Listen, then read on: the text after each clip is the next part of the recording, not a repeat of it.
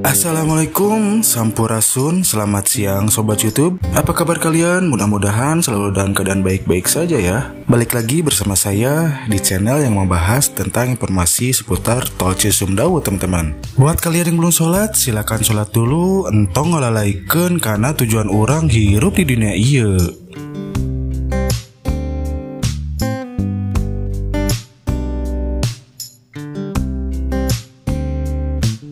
Sekarang hari Kamis tanggal 30 Desember. Tepatnya saya sekarang berada di depan PDAM. Di sini di depan PDAM atau PAM sedang diadakan pengecoran untuk saluran air teman-teman. Yang sebelumnya sudah dilakukan di dekat Pakam Cilararen teman-teman. Oke, bisa kalian lihat.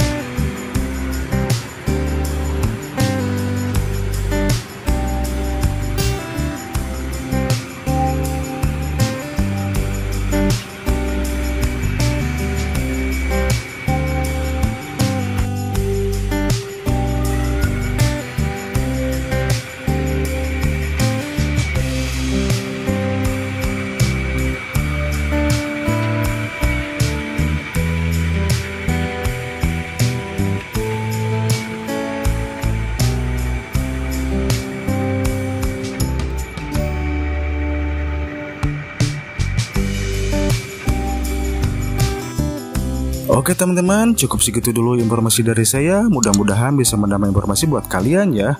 Tetap di Cawaka Channel dan nantikan video saya selanjutnya.